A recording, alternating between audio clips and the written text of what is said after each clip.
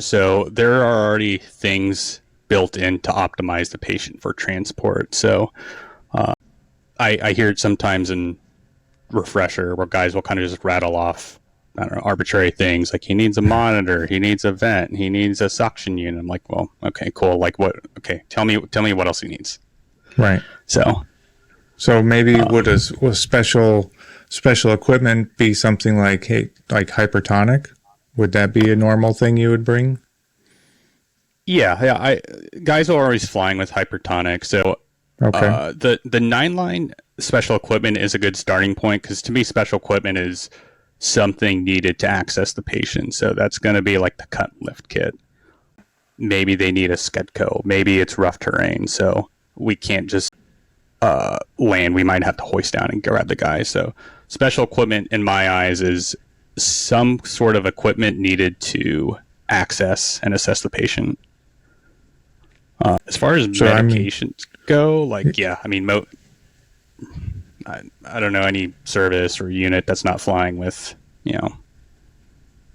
things that wouldn't be covered in, T-Tri-C or the JTS. Everyone's flying with hypertonic, if not those silver saline bullets. So okay.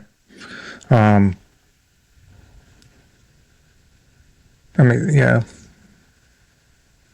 trying to think of something else. I guess how much.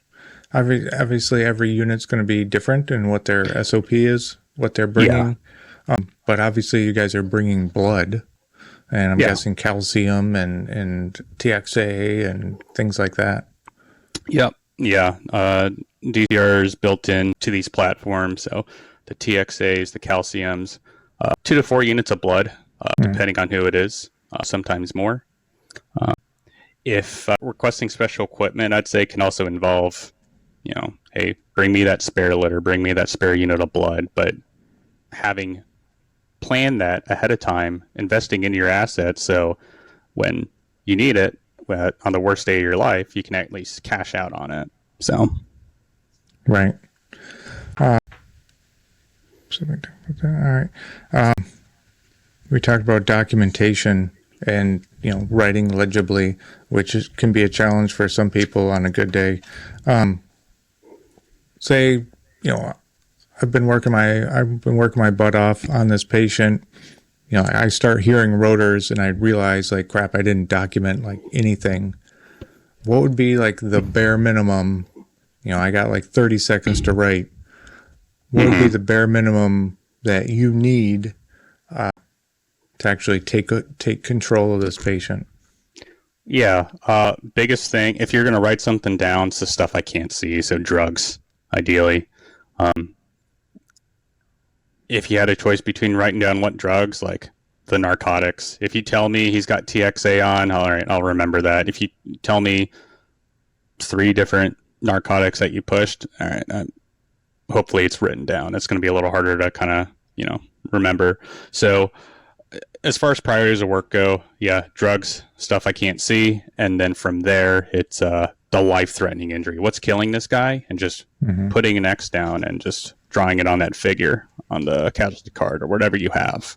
Okay. I'm not opposed to patients getting written on in lieu of a document or in lieu of a casualty card. Best documentation is the one I have. So, right. I've used MIST. Another one that I personally like is the SIT-D. So SIT-D stands for stable, unstable. What injuries did they receive? What treatments I did? And here's the documentation, and we're done.